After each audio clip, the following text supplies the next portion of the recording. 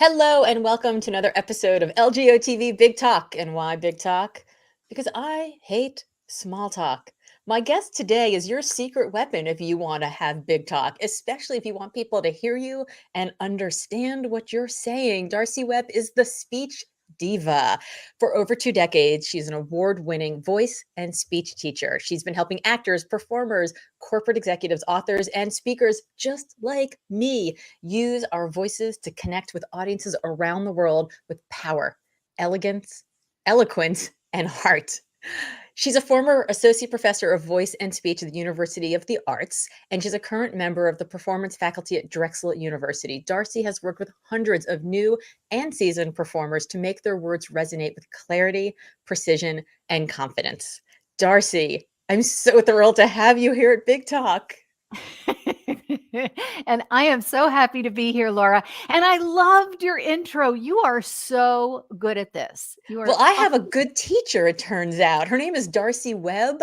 Maybe you've heard of her. She's the speech diva. I'll have to get in touch with her. You'll have to get in touch with her. She is my secret weapon. So, okay, when you and I first met, I was at a little speaker training mastermind type thing, and we had to kind of rotate around. One session was about, content, one session was about stage blocking, one session was about our voice, and I met you in this little room and you said, "Okay, tell me the first paragraph of your talk." And I did the first paragraph of my talk. And then you said, "Okay, now do it only with the consonants." And I was like, "What?" And then I did it. And then you said, "Now do it only with the vowels." And I was like, "What?" And I did it. Ah, ooh, ah, ah. I went the whole thing. And then you're, "Okay, do it again." And I did it again. And it was like, I found all these parts of my mouth that I didn't even know existed. I was like, "How did you do that, you magical witch? How did you make my mouth bigger?" So, how did you first learn that articulation was even a thing? We'll get to the science in a minute, but just that breakthrough of like, "Oh, your voice is an instrument. Your mouth is the thing that you adjust." How did you learn that even existed? That's so hard for me to answer because when I was little, like in the third grade, I used to love to read aloud. I always loved reading aloud. And my teacher, Mrs. McDonald, used to say, "We must learn to read with expression." And I don't know, I was a little kid, but right away I got that musicality was what made stories interesting. So, and I was captivated by that. I can remember that. And then when I got into college and I was studying in a conservatory program for actors, and we studied a lot of voice and speech, and I was just really good at it. I loved words. And the way we learned was by learning something called the International Phonetic Alphabet. And when you're learning American English, there are roughly 63 symbols, and they are like the music notes to speech. So what you do is you actually put them together, like you're making music. And I was always just really good at it. And I loved transcribing. I loved assigning symbols to things. And I don't know. I will tell you this. My mother used to say to me, "You're just like a father. I mean, you're just like your father. You're such a bullshitter." I always loved to talk. I don't want to write. I have writer friends. I have book coach friends. And one of my writer friends says to me, "You should write a book." And I say, "I'm not writing a book. The books have been written about voice and speech. I'm not writing a book." And she says, "Yet." But I would much Yes. rather talk about it than See, write it. that's very funny because I grew up fascinated by stories also, but in a house where I was told children should be seen and not heard. And so I loved words and I was fascinated by words, but I wasn't ever taught to tell stories in Mhm. that way. I wasn't taught to find that voice. And it's so curious to me how we both love words and we love storytelling, but our root of expression of that was so shaped by sort of the teachers or the parents or sort of who was there in those early days. And as you work with executives now, speakers, actors, etc., do you find that it's like it's not just like a physical thing, like where is your soft palate, where is your tongue, how are you holding your body, but how much of it is psychological also? 80%, sometimes 80%. 90%. That is what pathologists and speech therapists and voice teachers will say. It is 80% psychological, 20% mechanical. And so what happens a lot of times is when we start to learn the mechanics of it, just like all I did was have you take out the consonant sounds so that you were saying oh or a ooh or I.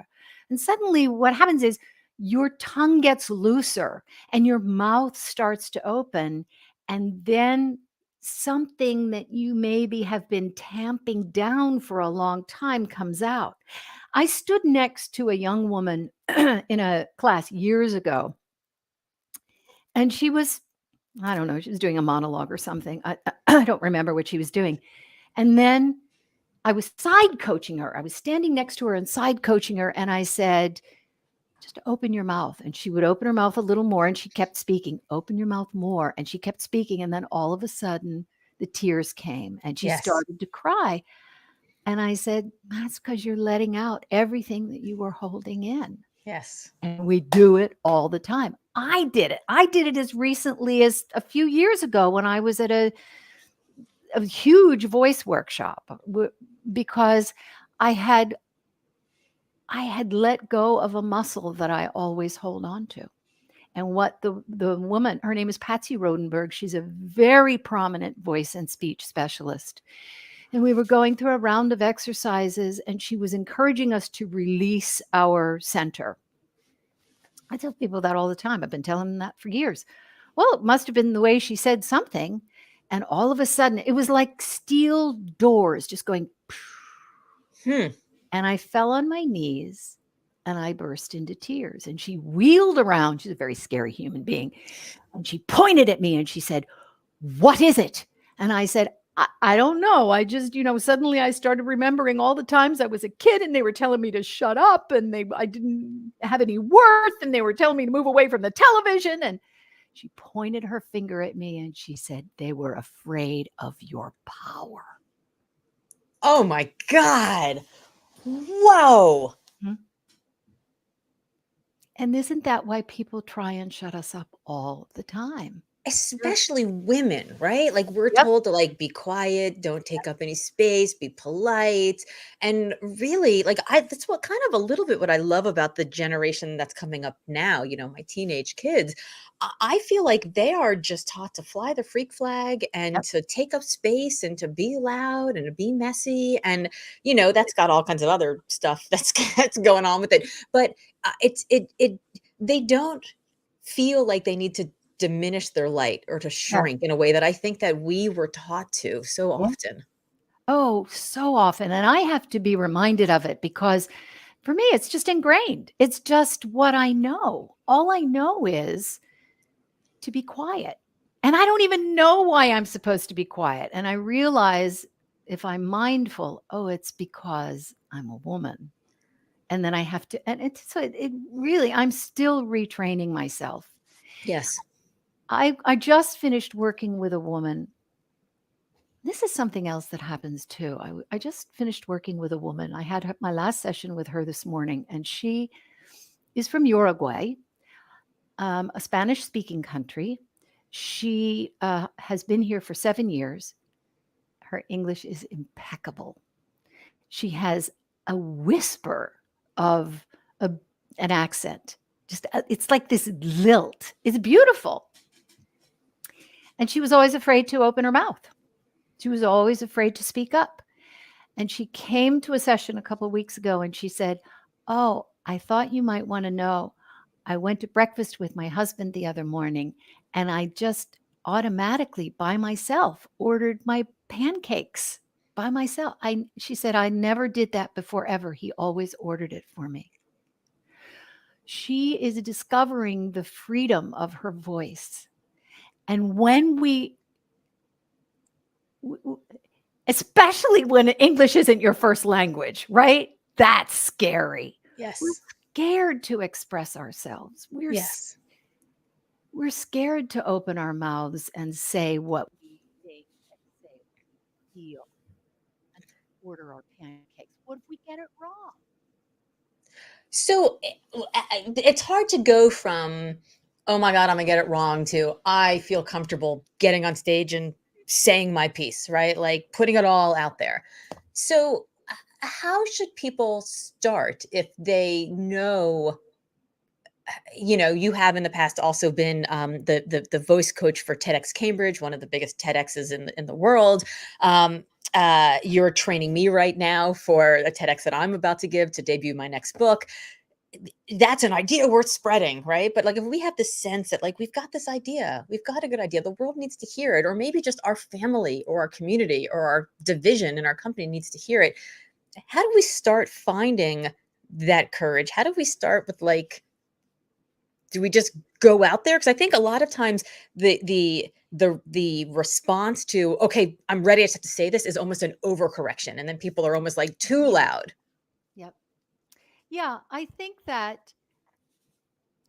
there are a lot of different ways we can go with that. I know when I first started singing, which is how I express myself, how I say the things that I need to say is Hmm. through song. Well, I did it in my shower. I did it in my car. I did it by myself late at night until I had the courage to take the next step. Sometimes we need an advocate. I had a friend who was a very fine music director who said, "You're getting your ass out there. This is stupid." And so she said, "The first thing you do is you nail down a date." So I nailed down a date. It was like 3 months out or 6 months Hmm. out. I don't Hmm. remember what it was. And then I began to practice like a crazy woman. And I did it. And it was small. It was really small. It was like in a little church group, but it was the first step. So Hmm. maybe for a public speaker, maybe a public speaker joins Toastmasters, Yes. because then you're challenged. You're always challenged. Maybe you're challenged to only talk about, to say a sentence, or maybe you're challenged to talk about the thing that you did last weekend that was so fun or so rewarding, but the challenges there increase, and so you start to develop your confidence there. When you're taking voice and speech lessons, just learning the mechanics of opening your mouth or breath. How often did you hold your, I don't know if you held your breath. I can't even remember. We all hold our breath. I hold my breath sometimes when I'm nervous, Yeah. right? And so when you learn to release that breath and you learn to release that muscle down here so that you're going, and you're letting that breath come up, that breath that carries the voice, that carries your message. That's when you learn how to do that in the privacy of a lesson, then you start to feel a little more confident. Yeah, I have to tell you, it's the same thing I said to Mike Anino, who I also who right, and who I also interviewed on this show back in the first season, I think, about the power of improv. The experience that I had with him was the same as the experience I had with you, which is that the comfort of the privacy of the lesson was non-existent for me. It is so deeply uncomfortable for Yeah. me to sit in these lessons, and I know we have another one tomorrow, to be in these, and it is I am so self-conscious. And it's the sort of thing that it almost would hold me back normally from hiring a coach. This, like, it feels narcissistic, it feels self it just feels a little like, I don't know, it just feels a little like diva behavior. It feels like, who am I to want this? And do I really want all that attention and all of that? And yet I'm getting on stage, or I'm, making a big presentation at work, or I'm doing this thing where all eyes are on me. And it's so deeply uncomfortable. But it's the same thing I said to Mike, the time with you, which is so deeply uncomfortable, makes the time on stage in front of 5,000 people so very comfortable. And it's incredible, because it's like, it is so uncomfortable to be in like a one-on-one session with a pro and not be a pro, right? But be trying to figure it out, that when you get up there, it's great. And so what I found when I got on stage was that suddenly, like, I knew how to play with my voice. I knew where my breath was. I was comfortable. I knew how to hold my body. If I started to feel a little dry mouth, or if I started to feel a little like heart palpitation, you told me what that was. And so I immediately knew it was like a controllable thing. I Mhm. could fix it. I could change it, or I could just say, this is just a thing and it will pass. So it's funny that you say the comfort of a private lesson, because I found that it's anything but comfortable. Man, when we're learning something new, that is fucking scary, Fucking right? scary, terrifying, bowel shaking, horrible. Oh, I was working with a man last month, and I mean, the guy is a huge success. He's very accustomed to yes, controlling a crowd, and he's very accustomed to whipping up a crowd, and he's accustomed to success. yes. And here he is standing in front of me, and he would try and do something with his tongue. I was just asking him to do a simple little exercise, like, like hanging his tongue, draping his tongue to relax his tongue. And his tongue kept flying in and out and in and out and in and out. And he'd say, I can't do this. I can't do this. And I'd say, it's okay. You can't do it yet because Yeah. it's something new. You're learning how to do something new. And he would say, you don't understand. I'm good at everything I do. It's hard not to be in control when Yeah. you're used to being in control and somebody says, talk like this with your Right. mouth hanging out. It is Yeah, uncomfortable. it is. Yes. And I'm not asking people to do easy things either. I'm asking them to look stupid, But D'Arcy, right? shouldn't we all know how to talk? Like, why is it so hard? Like, I'm sure that, I'm sure that people come to you and they're like, oh, I mean, literally, I walked into that session with you that first time and I was like, voice, what? Learning how, I know how to talk. I've been talking I'm 51. I've been Right. talking for 50 years. Like, I know how to do this. And then within 5 minutes, I'm like, I don't know how to do this. So, It's just because people have been telling us to shut up for all yeah. of these years. And I find that over and over and over again. And the thing is that, and I was talking to somebody about this yesterday, is that we have created and I will paraphrase this very roughly because this is not my science. This is her science. We've created these neural pathways, right? We get in the habit of thinking, I'm not good enough. I don't know how to speak. I'm only good at this. I should get off the stage as soon as I possibly can. So I should speak really fast. That's right. And so but they're always negative.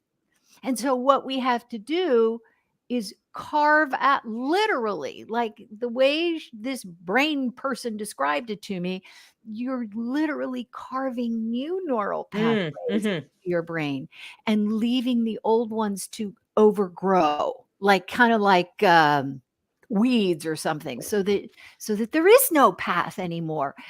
And you know how she said to do it? With gratitude practice. Huh. And she said, so I said, oh, you mean like Oprah Winfrey's, you write down 5 nice things? And she said, yes. But when you And say, yes, I appreciate the sunrise this morning. What is it about the sunrise? Don't just list it.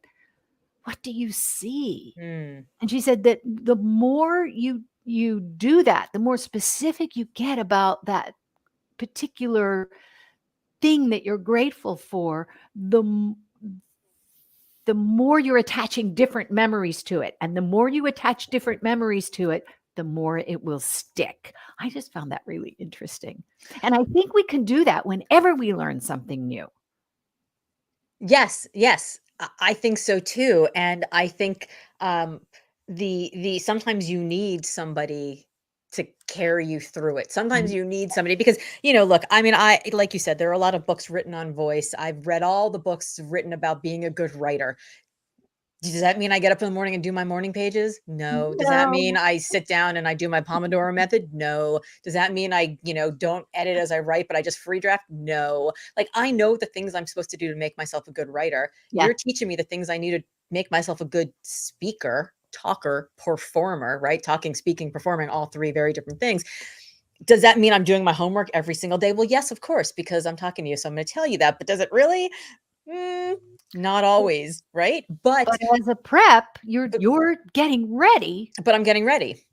So And I you have have you as an accountability yeah, coach, right? So when I show up each week on our call, you're like, yeah, it's clear that you haven't done your soft palate exercises, or it's clear you haven't been focusing on your vowels, right? It's very clear. Um, some of it I think is like we do have to do that practice. Some of it is that permission, right? Like yeah, giving permission. I could give myself permission, but in the dark of night when I'm really uncertain and I've got like the little hairy, scary goblins, I'm not going to really believe myself. But if you, who are an expert, give me permission, I'm like, well, if D'Arcy thinks I'm going to crush it, well, she's a pro. So I'm definitely going to crush it. And that's super helpful. yeah.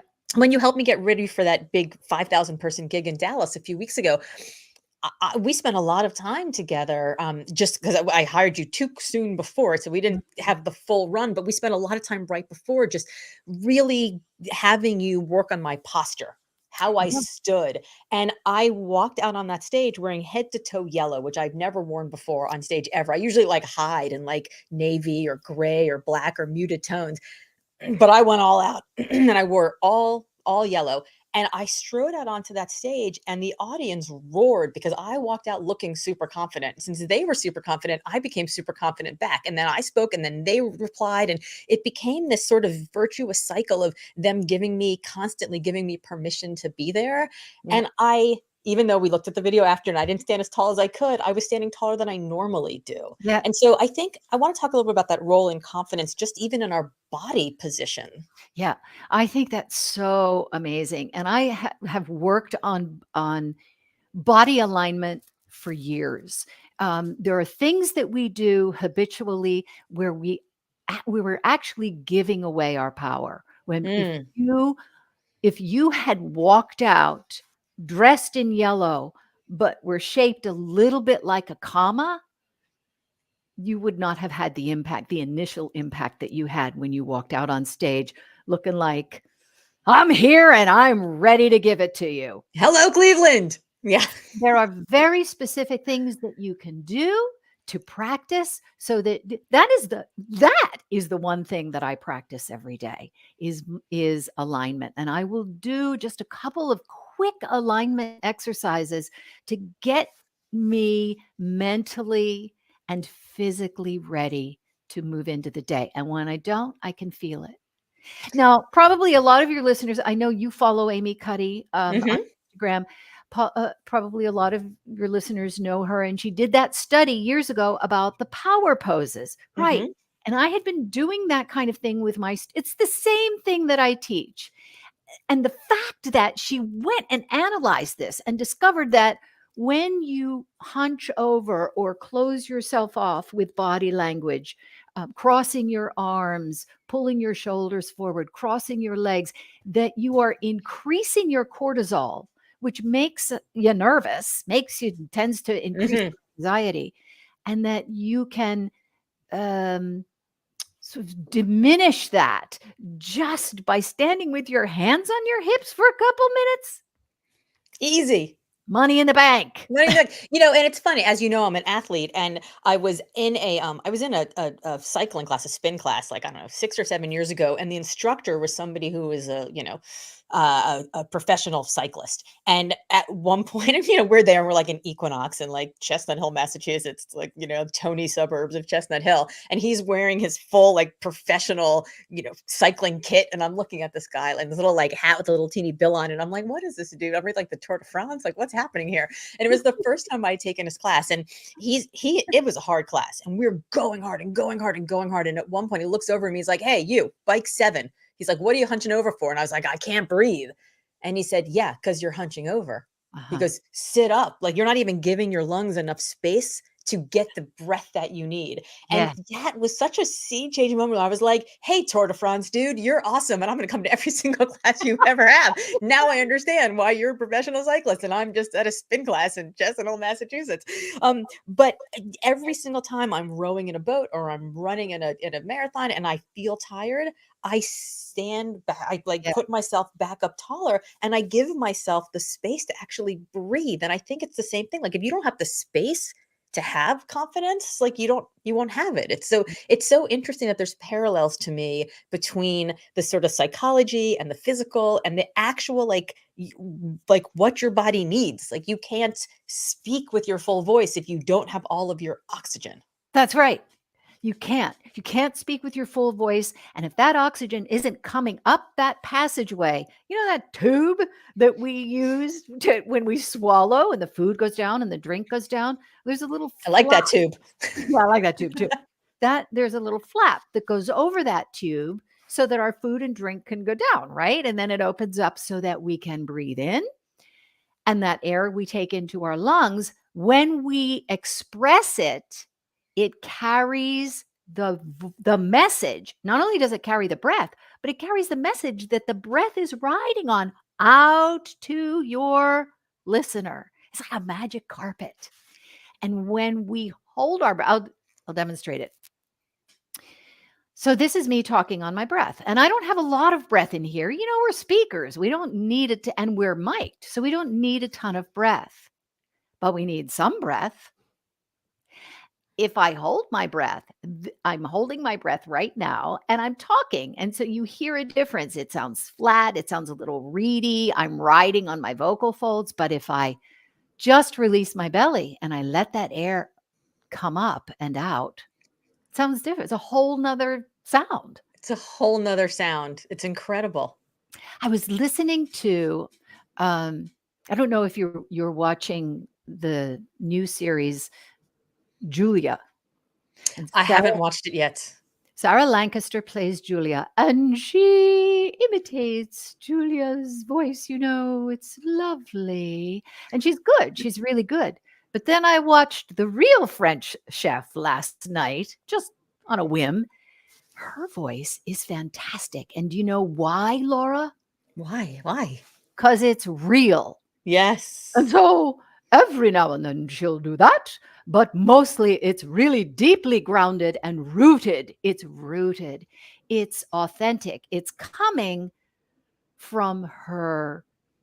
It's coming from her, really where it's coming from are her lungs, right? That's where our breath comes from. Yes. But it feels like it's coming from her soul. It feels like it's coming from her root. Yes. Yes. And most of us speak from like our upper chest and our neck. Yep.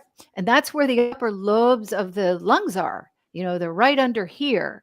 And we'll clench that space in our solar plexus, in our diaphragm. We'll hold that tight. And then pretty soon we're gathering tension all the way up. So we only have room in these upper lobes of the lungs. That's all we have is just up here. And so we pretty soon we're talking on our. You remind me of such a funny story. I was in Tel Aviv giving a talk, I don't know, 5 years ago at this point, and I was talking about resilience and tenacity and grit, and it was like 60 people in the audience, and this woman in the front row was giving me that like, what the fuck are you saying look, that like, what? And I looked at her and I was like, are you not understanding? Because, you know, it's Israel, right? I'm not speaking in Hebrew. I'm speaking in English. And everybody there speaks English, but I was like, maybe she's not understanding what I'm saying. And she goes, what does this word grit? And so I explained grit, you know, like being tough and like, you know, like keeping going and being hard. And she was like, oh, we have a word for that. It's Yahoot. And I said, where does that come from? And I said, oh, Yahoot? And she goes, no, Yahoot. And I was like, oh, and I made the whole audience, I'm like, say it with me, Yahoot. And you can't say that word without like, oh, like clamping down. And I was like, yes. And I'd never thought about this before, but really you could say Yahoot or you could say Yahoot. And it has to come, like you can't do it without flexing your abs, right? You can feel your core. So there really is that difference between like the power of the word Yahoot and Yahoot feels different when you hear it, feels different when you say it. So we really have to be speaking from like lower in our lungs. Not always, because here's the thing about the word. Because we need the variation, right? We need the variation. It can't be Yahoot. That doesn't sound as good. Sure. But the wonderful thing about the word Yahoot is that we can put onomatopoeia on that, which it's one of the things I love to work with. And Yes. I've talked to you about onomatopoeia before, Yes. right? So onomatopoeia, lots of people need a refresher on what that means. Everybody learned it in school. Onomatopoeia means when the word sounds like what it means, Like like, splat. or yes, splat, or whoosh, or bang, right? But every word has the potential for onomatopoeia, like Yahoot, or ephemeral, or squat. And so when we allow ourselves the freedom and the courage to fill our words with onomatopoeia, we immediately become more musical and more expressive. Now, I will tell you, based on personal experience, not everyone loves a person who is extra. Yes, that's true. And that's just too bad, because we are not each of us will not be everyone's cup of tea. Right. And I think we're so often, when we are learning how to do anything, but particularly when we are learning how to speak or perform, because that's really what we're doing when we're speaking, right? We just are. That doesn't mean you're inauthentic. It just means you're being present. And when we're learning how to speak, we don't allow ourselves that pleasure, because we're afraid of pissing somebody off or offending somebody, or so.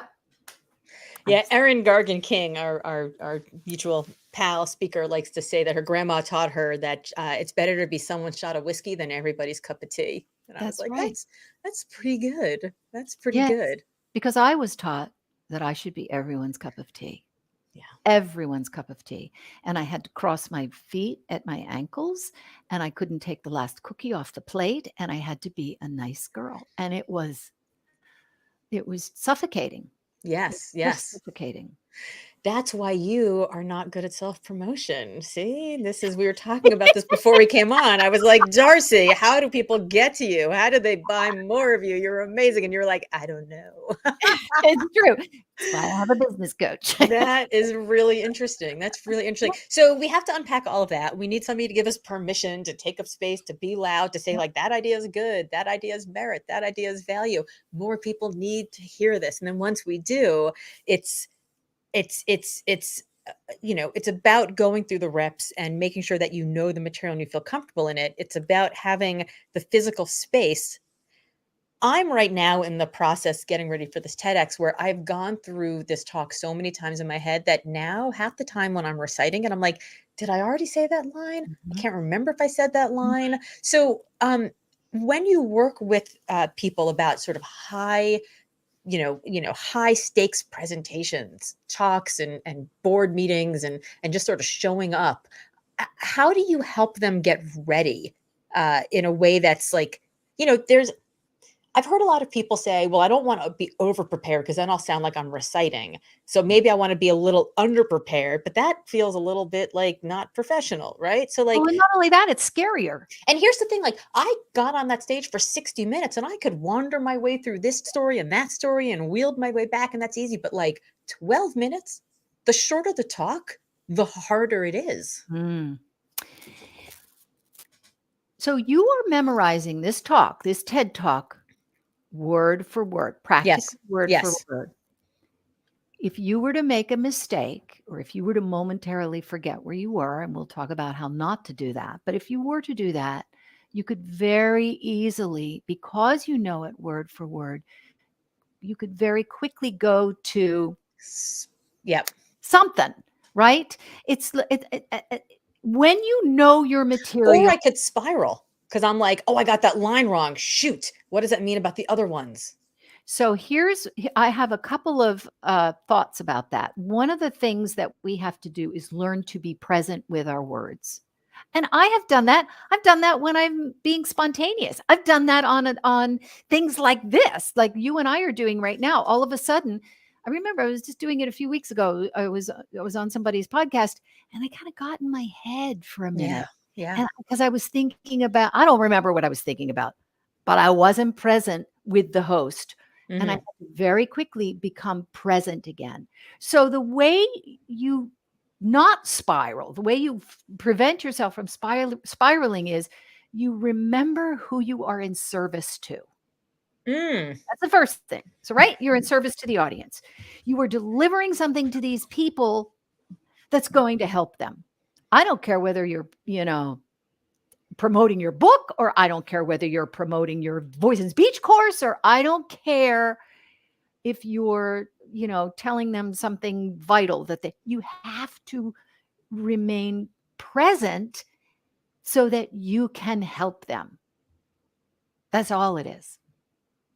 That's where I put my head when I come to you when I got ready for you this morning.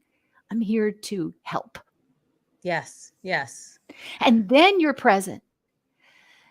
When you are, the benefit of working with words, when you're studying voice and speech, when you're getting coached with voice and speech, is that you learn how to be present with the word And the silence.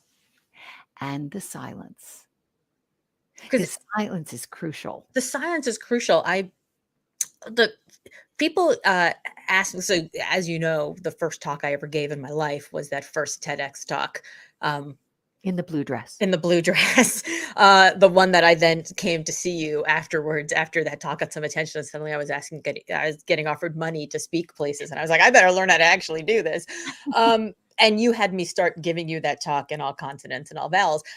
But when people ask me, well, how did you go from never speaking to being comfortable speaking in front of 2,600 people?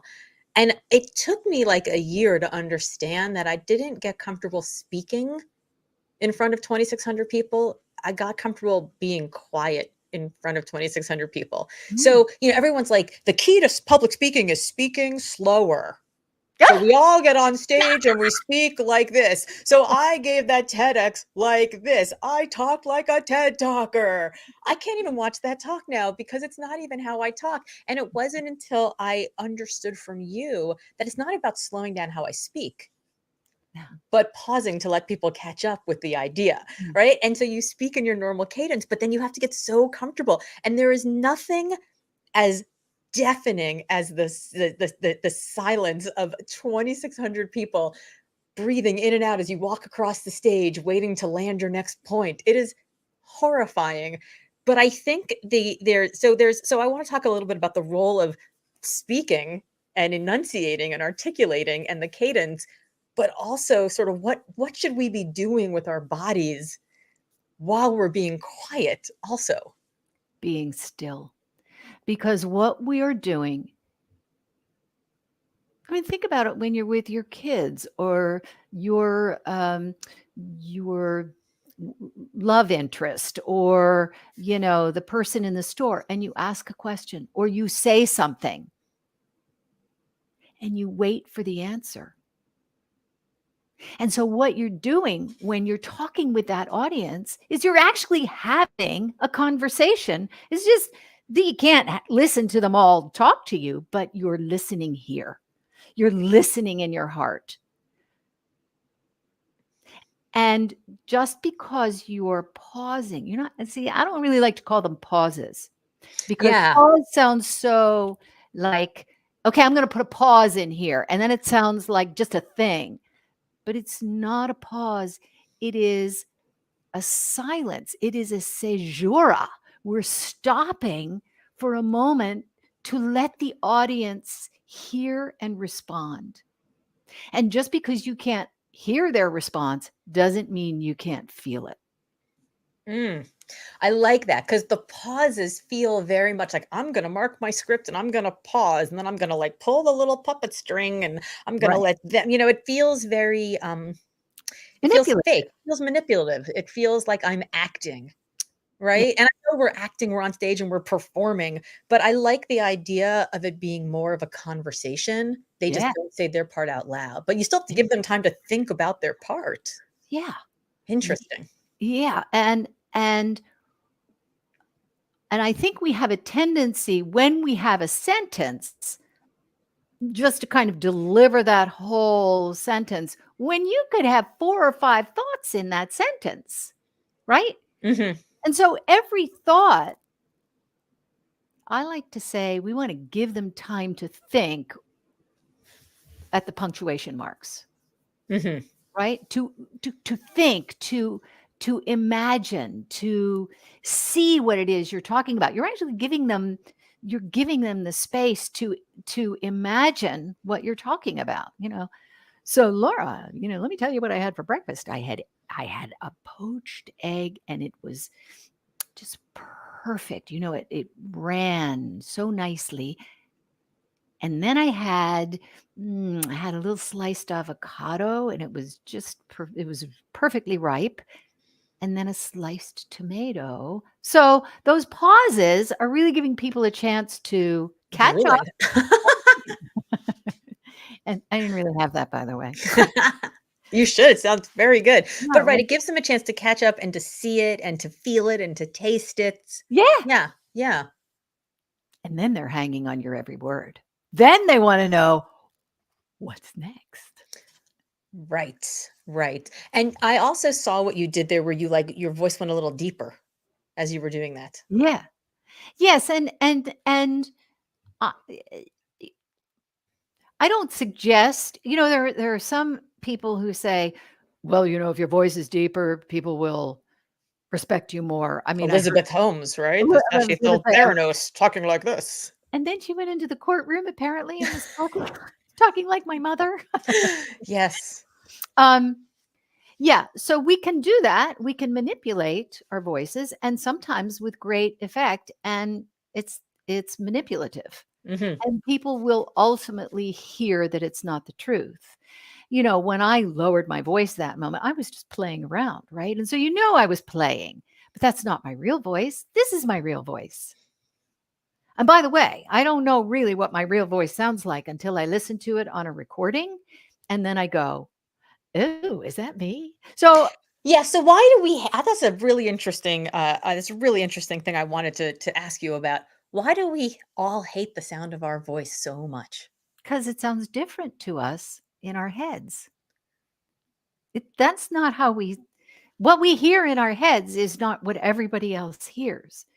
And when we have to go back and listen to ourselves, it's really important to just take a step back s- and get a little perspective and become a little objective and just look at what it is that we did instead of going, "Ooh, that's not, I don't want to sound like that." That's how you sound. That's like, that's my nose and that's my hair that won't stay down this morning. And, that's your voice. So we gotta just suck it up, I guess, about our voice and just know that it's there. Is there a way? Like, have you seen people who sort of permanently change what their voice is by just getting used to speaking in a certain way because they hate theirs, or does that just is that just exhaust part of your, the anatomy that you have? Well, it is exhausting. It is, I mean, there are these are the things that I was studying last November. There's like a lot of little stuff going on in here. There's a Mhm. cricoid bone and a thyroid thing, and you can tip them and tilt them, and you can make different sounds, and it's great if you're a singer. Audra McDonald has totally mastered it. But you don't want to keep, doing something like that to manipulate a sound because it will eventually wear on your voice. I've worked with people who are accustomed to always being up here in the Ethel Bourbon, territory, and it's wearing. So you want so one of the things that I'm always working with when I work with people is how to find that healthy sound. Mhm. The healthy sound is your best sound, and it might not even be. I worked with one man who had one paralyzed vocal cord, and so he sort of sounded like this, and he was very upset about it because they couldn't fix his vocal cord. And I said, "But that's your calling card. That's who Yes. you are." Yes. Barbara Streisand had a big nose, and look what happened to her. She was, Yes. She was beautiful. She was gorgeous. Yes. So I think we just have to learn to accept that that is part of who we are. Our voice is fundamentally who we are. It holds our deepest truths and our wishes and our love and we don't want to manipulate that. Yes. We want it to be true. So it's about grounding, getting grounded and confident in that voice. Yeah. And I got a lot of things about grounding. Yeah, yeah, yeah. I mean, can we talk about letting go of your sphincter? Yes. Yes, I got Which is that. one of the things that you had me do, and I was like, "I have to wait, what? I gotta do what? Squeeze it? Wait, huh? I don't It was understand." it was always very interesting when I introduced it to my college sophomores because I would say, "All right, who knows where the anal sphincter is?" And I would get like 2 hands up. And then when I said, "It's, like that muscle that you hold when you have to poop," and then, of course, the whole class fell out. Right. But I like to get very blunt about it because it's really important to know our anatomy and how it works and how it serves us and how it sometimes doesn't. So, and Pavarotti used to talk when he would work in his master classes with opera singers, he would talk about using your bathroom muscles. And it was a very nice way of saying you're going to use your anal sphincter. So what happens is when we get nervous, especially, we pull up on that anal sphincter, just like we're trying not to go to the bathroom. But then what happens is we pull up on we have sphincters apparently all the way up the front of us, up to our throat. Our throat is a sphincter, right? So we end up pulling all of these muscles up and in as we're pulling up on that anal sphincter. And I invite all of you who are listening just to pull up on your anal sphincter for a minute to know what I'm talking about. And now let it go, because that's what we really want to feel, is that release. And when you release that, all these other muscles will release and your breath is free and you are actually grounding yourself. You are taking that root chakra and you are grounding it into the earth. And if I can tell a story, if I have the time to tell a story, Please. it was about, it must have been about 20 years ago. I don't remember. It was a long time ago. I kind of remember the bed I was in, which means I was probably back in Wilmington, Delaware. And I had this very important audition where I was going to go into a theater and sing a song and whip out a monologue in front of about 20 casting directors and artistic directors. And they're all sitting scattered through this audience of a large auditorium. It's nerve-wracking. And I'm not a great auditioner. And I knew I had to do this audition and I dreaded it. And the night before, I was lying in bed sobbing so hard that the bed was shaking. And my poor husband, he just didn't know what to do with me. This is a true story. So the next day, I walked into the theater and honestly, I felt like and they were, usher was taking me to the backstage area where I was going to wait to go on. And I I felt like I was walking up to the gallows or something, one Mhm. foot in front of the other. I was shaking like a leaf. I really had talk about going into a spiral. So I knew I had one last trick in my pocket. And I remembered a tip that a voice and speech instructor gave me. And she said, whenever you're nervous, just bear down on your anal sphincter. And I thought that was pretty weird when she first told me that a long time ago. But I thought, what the fuck? I just don't have anything else left. So I took that breath. I bore down on my anal sphincter. I looked out at that audience and I opened my mouth to speak. And I thought, I am here and I feel home. And it worked. And ever since then, I've been teaching it to everybody. You bear down and then you speak. And when I say bear down, I don't mean, I mean, ah. So we're all backstage now, just bearing down on our anal sphincters to like find our, inner Julia Child rooted voice that's here. It's we think that people who can get out there and speak in public or get on stage and sing and act, we think it's just like natural talent. Yep. but it's just nuts. It's really not, and it takes all of this work. So, how did you go from auditioning to be on stage to being the person who was training the voices of those who were on stage? I didn't like auditioning, and I Clearly, I mean, if, this is what it took out of you. Right, and it's so much in awe of my friends and my colleagues who just they love it. They go out there and they just think it's great. They love meeting new people. I just didn't like it. And and so if I could create my own work, I was really happy. Plus, I'm not very good under a director. I think I know better than a director. Mhm. And so I found myself in tricky situations where I was either not fighting with, but I was probably not the easiest person always to work with, even though I always think of myself as a team player. I just think I know better than a lot of people. Yeah. And so somebody offered me a teaching gig, teaching one class at the University of the Arts, and I loved it. They were hard up. They I think at the last minute they lost a voice and speech instructor, and they needed a replacement. I said, "Okay, sure, I'll do it." I loved it.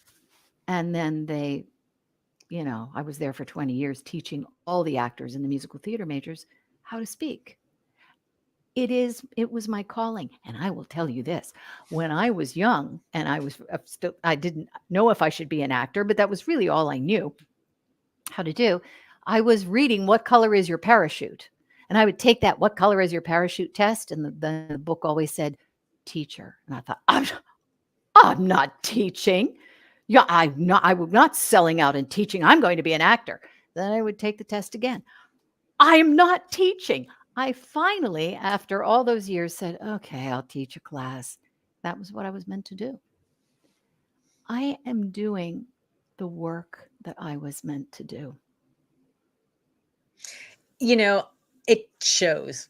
It shows Thank in you. working with you because you have so much joy in what you do, and it is, I mean, I feel that way also. I when I talk to clients, they're like, "God, you seem like you love what you do." And I'm like, "I do. I have the Yeah. greatest job ever." Like, my job is to look at people and see their greatness and within moments reflect it back on them in ways they can actually maybe for the first time see it or believe it and do something with it. And what a joy that is to be able to do, to like sit in my center of excellence, knowing this thing that I know how to do better than a lot of people and just sharing that with the world. And I feel about it the same way that I know you do, which is that when I help people find that best version of themselves, and they share so much more of themselves out there, when you help people find their voice and their confidence to use their voice, they can share so much more of themselves out into the world. And it and in a world where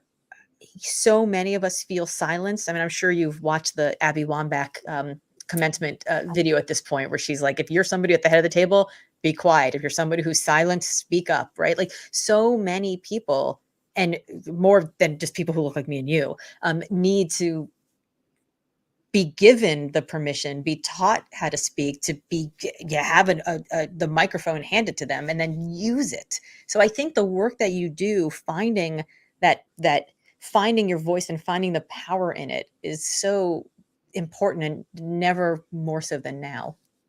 Never more so than now. I was very moved by her speech when she said, don't sit back and watch the news. Go out and make the news. And I Yes. thought, geez, that's right. Because we can get caught up in watching the news and feel hopeless. It's pretty hopeless out there. It feels hopeless out there right now with everything that's going on. But to go out and be a part of the news, to make the news, to do something about the news. Yeah. Yeah. Yeah, and I think these athletes are actually so interesting. People like Abby Wambach, or Megan Rapinoe, or Naomi Osaka, or the gymnast whose name I can't Naomi remember. Biles.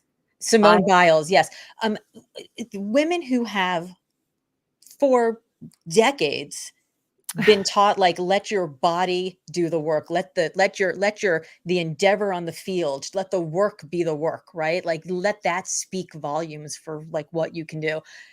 They were never trained to use their voice for anything, right? Like, your leadership is how you show up on the field. It's how Yeah, you yeah. show up at practice in the dark when no one's there to, like, do those extra reps, and to see them all finding their voice and leading the charge on mental health and equal pay and social justice, and it's really a beautiful thing.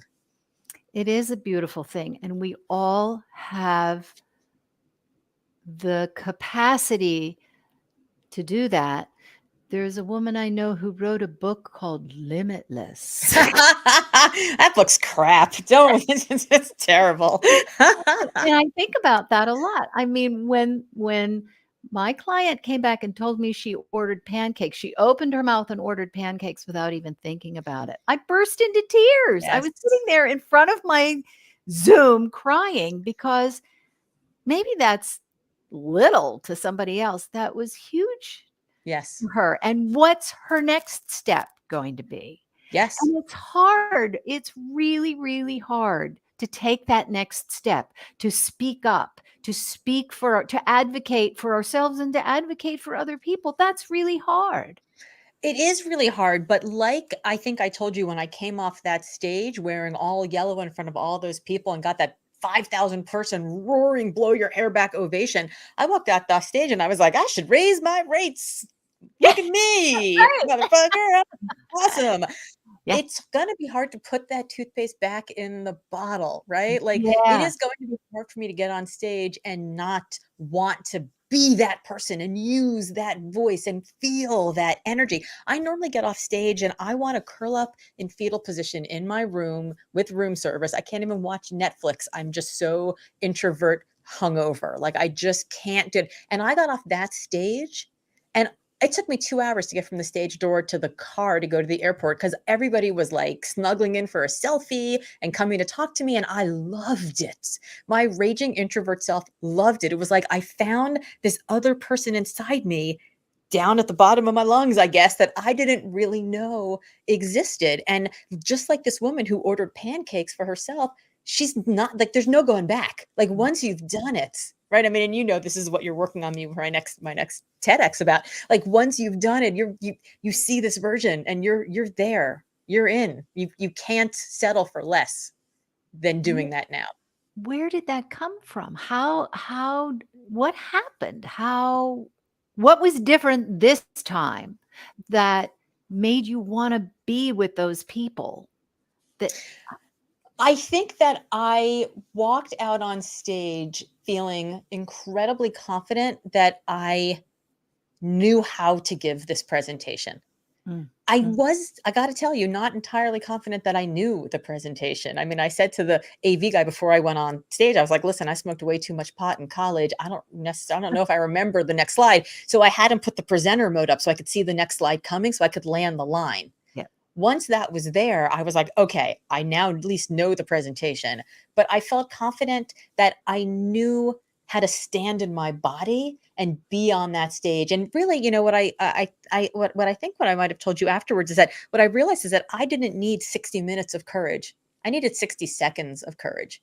I needed to walk out on that stage and feel confident, stand fully in my body, bear down on my sphincter, right? Like, be in that place where I was like, yes, oh, Yahoot, I've got this, right? And allow that and to And allow let that them respond. yes, Yes. and know how to take that in at the very end. Well, and that's very funny because I think what I did, I text you afterwards, and I think my response, I think what I said to you is, okay, I think we're going to have to work on how I should not run right off stage as soon as I'm done because I was like, oh my God, that was amazing. I nailed it. Get me the fuck out of here. I ran off stage. Yeah. And you were like, yes, we're going to learn how to curtsy. That was very funny.